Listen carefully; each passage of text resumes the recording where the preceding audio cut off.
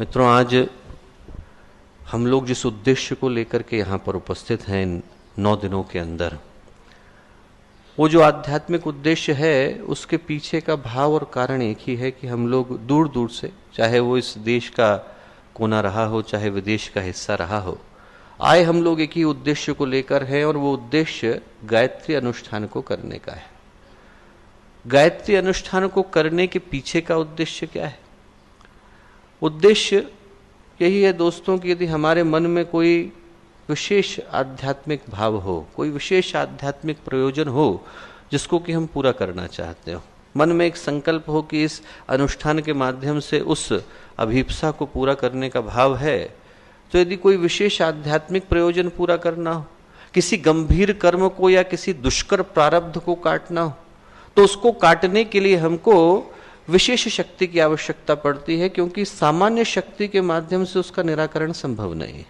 जो हम लोगों की सामान्य शक्ति है उसके माध्यम से हम किसी गंभीर कर्म को या किसी दुष्कर प्रारब्ध को काट पाने की स्थिति में नहीं होते, और उस विशेष शक्ति का अर्जन करने के लिए, उपार्जन करने के लिए, उसको जमा करने के लिए एक लीक से हटकर पुरुषार्थ की आवश्यकता हो जाती है, और उस विशेष पुरुषार्थ का नाम गायत्री का अनुष्ठान है। सही अर्थों में कहें तो गायत्री का अनुष्ठान उन कर्म भोगों को काटने की व्यवस्था है जो आज बीज रूप में है, पर यदि सही समय पर सही कदम न उठाए गए तो उनको वृक्ष बनते देर नहीं लगती। हमारे जीवन में, हमारे चित्त के अंदर, हमारे मन के अंदर हम अपने सारे जन्म जन्मांतर के कर्मों को छुपा करके चल रहे हैं, और उनमें से प्रत्येक बीज वृक्ष होने की प्रतीक्षा में। यदि सही समय पर उन पर प्रहार किया जाए, सही समय पर उनके ऊपर आध्यात्मिक ऊर्जा को डाला जाए, तो उस बीज को वृक्ष में बदलने से रोका जा सकता है। यदि कुछ संस्कारों का बीज होता है और वो फलित हो जाए तो हर जगह पर उसके जो परिणाम है वो देखने को मिलने लगते हैं। सामाजिक दृष्टि से विग्रह शुरू हो जाते हैं, लोग निंदा करने लगते हैं, लोग अपमान करने लगते हैं, लोग बुरा कहने लगते हैं, कल तक जो अपने थे शत्रु हो जाते हैं, परिवार में लड़ाइयां शुरू हो जाती हैं, मन में कष्ट शुरू हो जाता है, शरीर में रोग शुरू हो जाते हैं, आर्थिक विपन्नता शुरू हो जाती है। क्यों? क्योंकि वो जो कर्म का बीज था वो वृक्ष में बदल गया है। यदि उस बीज को वृक्ष में बदलने से पहले रोकना है तो वो रोकने की जो तैयारी है उसका नाम अनुष्ठान है। जैसे आप लोग यात्रा के लिए निकलते हैं, तो यात्रा के लिए जब व्यक्ति तैयारी करके निकलता है तो पहले से सारी व्यवस्थाएं बना करके चलता है। 2 दिन के लिए जाना हो तो एक छोटा सा बैग पैक करके चलेगा, 9 दिन के लिए जाना हो तो आदमी सूटकेस रखेगा, और 1 साल के लिए जाना है तो आदमी उसी के हिसाब से व्यवस्थाएं बना करके चलता है। पहले के समय में तो लोग खाना भी पैक करके चलते थे। आज की तारीख में आदमी कपड़े पैक करेगा, रुपए पैसे रखेगा, दवाइयाँ लेकर के चलेगा। यदि आप हरिद्वार जा रहे हो तो हो सकता है कि 1,500-2 हज़ार रुपया जेब में रख करके जाओ, पर यदि आप 9 दिन की यात्रा पर आओगे तो थोड़ा ज्यादा रुपया रख करके आओगे। आदमी थोड़ी और ज्यादा लंबी यात्रा पर जाएगा तो थोड़ा और ज्यादा पैसा रख करके चलेगा। क्यों? भगवान जाने इमरजेंसी में किसकी आवश्यकता पड़ जाए। हाथ कट जाएगा तो बैंडेड होना चाहिए, जुकाम हो जाए तो थोड़ा विक्स होना चाहिए आदमी के पास, कहीं यदि आदमी को कोई तकलीफ हो जाए तो डायरिया की दवाई होनी चाहिए। क्या है? इमरजेंसी की तैयारी है। वही जो इमरजेंसी की तैयारी है वो अनुष्ठान की तैयारी है। आने वाले संकट से पहले उसके लिए जो तैयारी की जाती है उसका नाम अनुष्ठान है। हमारे पास यदि जेब में पैसे हों, जब अनुष्ठान व्यक्ति करता है तो आध्यात्मिक पूंजी को इकट्ठा करता है। इस दुनिया में हम लोग पैसा इकट्ठा करते हैं, आध्यात्मिक दृष्टि से ऊर्जा इकट्ठा करते हैं, और आध्यात्मिक दृष्टि से जब हम लोग ऊर्जा को अपने पास एकत्रित करके जीवन की यात्रा पर निकलते हैं, चाहे वो लौकिक हो या अलौकिक हो, भौतिक हो या आध्यात्मिक हो, और हमारे पास वो पूंजी है, तो फिर टेंशन नहीं होती, स्ट्रेस नहीं होता, आदमी को परेशानी नहीं होती। आदमी की जेब में 1 लाख रुपया पड़ा है और कहीं यात्रा पर निकला है और रास्ते में गाड़ी खराब हो गई, तो गाड़ी खराब हो गई तो आदमी को चिंता नहीं होगी। वो सोचेगा कि चलो अभी ऑटो पकड़ लेंगे, टैक्सी पकड़ लेंगे, ओला कर लेंगे, उबर कर लेंगे, कुछ ना कुछ कर लेंगे और अपने डेस्टिनेशन पे पहुंच जाएंगे, अपने लक्ष्य पर पहुंच जाएंगे, क्योंकि आपकी जेब में पैसे, आपके पास बैकअप प्लान है। हमारी जिंदगी का जो बैकअप प्लान है उसका नाम अनुष्ठान है। हमारी जिंदगी में जो कठिनाइयां आती हैं उनके आने से पहले उसके लिए जो तैयारी की जाती है उसका नाम है अनुष्ठान। और अनुष्ठान में दोस्तों 2-3 बातें महत्वपूर्ण हो जाती हैं। पहली बात तो जो अनुष्ठान के मूलभूत सिद्धांत है उनके विषय में पहले बात करते हैं, ताकि मंत्र के विज्ञान के विषय में गंभीरता के साथ सुन समझ सकें। थोड़ा गंभीर चिंतन है, तो इसको उसी दृष्टि से सुनने और समझने की आवश्यकता है। पहली बात, अनुष्ठान में जिस चीज की आवश्यकता होती है और जो उसका मूल तत्व है, जो उसका आधार है, वो है समय। समय में भी दो बातें महत्वपूर्ण हैं, कब और कितनी देर के लिए। कितनी देर के लिए किया जाए और किस समय में किया जाए, ये दोनों ही चीजें महत्वपूर्ण हो जाती हैं। जिंदगी में हम लोग किसी काम को करते हैं तो कब किया है वो बहुत महत्वपूर्ण हो जाता है। बच्चे को आप पढ़ने के लिए भेजते हैं तो ऐसा नहीं है कि 25 साल के बच्चे को आप नर्सरी की कक्षा में बिठा देंगे, उम्र निकल गई, अब पढ़ने के लिए नहीं भेज सकते। पढ़ने के लिए एक उम्र होती है जब बच्चे को पढ़ने के लिए भेजा जाता है। शादी के लिए एक उम्र होती। आदमी को यदि इलाज कराना है और उसको यदि जुकाम खांसी हो रही है और वो डॉक्टर के पास गया, आज जुकाम है, आज खांसी है, आज दवाई ली, तो एक पैरासीटामोल से काम चल जाएगा। पर यदि आदमी इलाज न कराए तो जुकाम को बढ़ने दे, खांसी को बढ़ने दे, बुखार को बढ़ने दे, फिर एक दिन वो न्यूमोनिया में बदल जाएगा, तो उसी बीमारी के इलाज के लिए एंटीबायोटिक लगानी पड़ेंगे, हॉस्पिटल में एडमिट करना पड़ेगा। सही समय पर डॉक्टर को दिखा लिया होता तो इलाज हो गया होता। हर चीज का अपना एक समय होता है। पढ़ने के लिए बच्चे को छोटी उम्र में भेजा जाता है, शादी करने के लिए एक उम्र होती है, निकल जाती है तो फिर शादी नहीं हो पाती। इलाज कराने के लिए एक समय होता है, वो चला गया है तो फिर बीमारी असाध्य हो जाती है। खेती करते हैं लोग, तो यदि खेती के समय में गलत बीज बोएंगे तो फसल हो पाती है क्या? नहीं हो पाती। रबी के समय में खरीफ की बोएं, खरीफ के समय में रबी की बोएं तो कोई फसल नहीं होगी। बारिश हो गई, अब जाए बीज बोने के लिए तो कुछ नहीं होएगा। नहीं, हम कहें हम तो अमेरिका के ट्रैक्टर मंगाए थे, अरे बहुत बढ़िया है साहब, हमारा खेत तो बहुत अच्छा है, अरे बहुत बढ़िया, हमारे आदमी बहुत अच्छे हैं।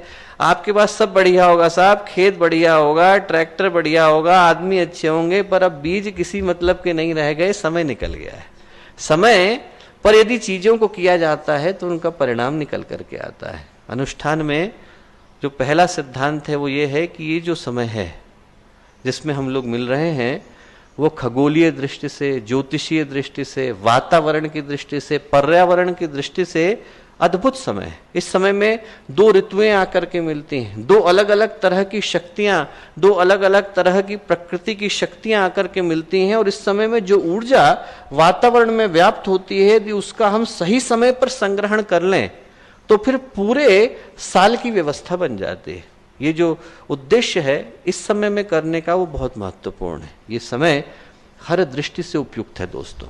इस समय में जो खगोलीय समीकरण है, जो ज्योतिषीय समीकरण है, वो इसके अनुरूप होते हैं कि इस समय में जिस ऊर्जा का संदोहन किया गया वो हमें लंबे समय तक साथ देता है।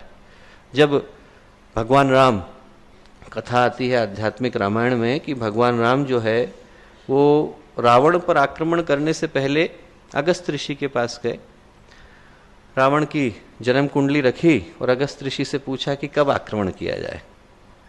तो अगस्त ऋषि बोले कि मेरी दृष्टि में इतने दिन की आप प्रतीक्षा करें और फिर आक्रमण करें तो सही रहेगा। तो लक्ष्मण को बड़ा क्रोध आया। लक्ष्मण बोले अरे वो भगवान है, भगवान के सामने आप बोल रहे हो कि इतनी प्रतीक्षा करें, भगवान का जब मन करेगा तब हमला करेंगे। बोले नहीं भाई, मैं इस दृष्टि से बोल रहा हूं कि रावण का मार्केश लग रहा है, उस समय में हमला किया जाएगा तो इसका प्रभाव ज्यादा आएगा। तो बोले भगवान के लिए क्या मार्केश, भगवान जब हमला करेंगे तब मार्केश। भगवान राम बोले लक्ष्मण, जो महर्षि अगस्त कह रहे हैं वो सही कह रहे हैं। वो सही कह रहे हैं क्योंकि पुरुषार्थ समय देख करके किया जाता है। और जो बात बोली वो बहुत प्यारी बोले दरवाजे में लात मारने से कोई फायदा नहीं है यदि दरवाजा खुलने वाला हो। दरवाजा खुलने वाला हो तो लात मारने की क्या जरूरत है, प्रतीक्षा कर लो, 2 मिनट में दरवाजा खुलने वाला है, तब चले जाना। वैसे ये दरवाजा खुलने का समय है, जिस समय प्रकृति की जो शक्तियां होती हैं उनके अंदर ऊर्जा ज्यादा होती है। उस समय में यदि व्यक्ति उस ऊर्जा का संदोहन करने का प्रयत्न करता है तो जो सामान्य समय में समय लगता है, जो काम करने में व्यक्ति को महीनों लग जाते हैं, वो काम 9 दिन की साधना से संपन्न हो जाता है। अनुष्ठान के समय में पहली बात है समय की विशेषता, और दूसरी बात है कि कितनी देर का समय, कितनी देर के लिए अनुष्ठान किया जाए। हर चीज को करने के लिए एक समय देना पड़ता है। आप घर में चाय बना रहे होंगे तो चाय खौलाने के लिए रखते हैं, तो ऐसा थोड़ी कि भी चढ़ाई और तुरंत निकाली और चाय तैयार, ऐसा थोड़ी होता है। चाय को खौलाने का समय देना पड़ता है। दाल यदि आदमी बना रहा हो घर में तो दाल को गलाने के लिए समय देना पड़ता है। खाना बना रहा हो तो खाना बनाने के लिए समय देना पड़ता है। यदि बच्चा पेट में हो तो उसको बड़ा होने के लिए 9 महीने का समय देना पड़ता है। वो समय किसी चीज को तैयार करने के लिए, विकसित करने के लिए, उसको उसके अनुरूप लाने के लिए देना पड़ता है। और ये जो व्यवस्था बनाई गई है कि कितने दिन के अनुष्ठान से कितनी ऊर्जा निकल करके आएगी, ये बहुत ही ज्यादा वैज्ञानिक चिंतन के साथ सोच समझ करके बनाई गई। जिन तपस्वियों ने बनाई उनने एक तरह से तपस्या का क्यूरिकुलम हमारे सामने रख दिया है। तपस्या का जो पूरी तरह से पाठ्यक्रम है वो हमारे सामने रख दिया है। जैसे आप किसी व्यक्ति के पास जाओ और उससे कहो कि साहब आप पढ़ाओ, हमें ये वाला सिलेबस जरा पढ़ा दीजिए, आप जरा हमें योग सूत्र पढ़ा दीजिए पातंजलि का। तो यदि आप पूछने के लिए आओगे कि साहब भैया आप पढ़ा दो हमें जरा पातंजलि का योग सूत्र, कितने दिन में पढ़ाएंगे आप? तो हमको सोचना पड़ेगा। हमको सोचना पड़ेगा कि यदि पातंजलि का योग सूत्र पढ़ाना है तो पातंजलि ने समाधिपाद, साधनपाद, विभूतिपाद, कैवल्यपाद 4 तरह के अध्याय हैं। और 4 तरह के अध्याय में यदि समाधिपाद आपको पढ़ाना हो तो समाधिपाद में मैं सोचूंगा कि चलिए पहले ऐसा करते हैं कि योग और चित्त पढ़ लेते हैं। अथ योगानुशासनम योगस्य चित्त वृत्ति निरोधः तदा दृष्टु स्वरूपेवस्थानम वृत्ति सारूप मित्रत्र। इतने के अंदर पातंजलि ने योग और चित्त की व्याख्या कर दी है। फिर पातंजलि उसके बाद वृत्तियों पे गए हैं। वृत्त्या पंचत्या क्लिष्ट्या क्लिष्ट्या। फिर बोलते हैं प्रत्यक्ष प्रमाणानुमानी अनुमानी, प्रमाण विपर्य विकल्प निद्रा स्मृति, प्रत्यक्षानुमाना गमनानि प्रमाणानि, मिथ्या ज्ञान मतद्रूप प्रतिष्ठम, शब्द ज्ञानानुपाति वस्तु शून्यो विकल्प, अभाव प्रत्यालंबना वृत्ति निद्रा, अनुभूत विषय संप्रमोष स्मृति। इसमें सारी वृत्ति आ गई। सारी की सारी वृत्तियां क्लिष्ट हैं अक्लिष्ट हैं इसके अंदर आ गई। फिर पातंजलि जो है वैराग्य बताते हैं और अभ्यास बताते हैं। कहते हैं अभ्यास वैराग्याभ्याम च तन्निरोध तत्र स्थितो यत्नोभ्यास सतु दीर्घ काल निरंतर सत्कार सेविता च दृढ़ भूमि। ये क्या हुआ? अभ्यास आ गया। फिर दृष्टानुश्रविक विषय वितृष्ण वशीकार संज्ञा इति वैराग्यम। ये क्या है? वैराग्य आ गया। तो एक चिंतन आ गया कि भाई 3 दिन के अंदर हम योग को, चित्त को, वृत्ति को, अभ्यास को और वैराग्य को, इन पर चर्चा कर सकते हैं। एक पाठ्यक्रम तैयार हो गया। हमें पता है कि यदि इतना पढ़ना है तो इतना पढ़ने के लिए हम लोगों को कितने दिन के अध्ययन की आवश्यकता होगी। समाधिपाद यदि पढ़ना है तो समाधिपाद को 8 दिन के अंदर हम लोग पढ़ सकते हैं। ऐसा समझ में आ गया। बस वही चिंतन इस अनुष्ठान के दिन के लिए तपस्वियों ने, गुरुदेव जैसी आत्माओं ने लगाया है। बिल्कुल वही का वही चिंतन लगाया, वही का वही।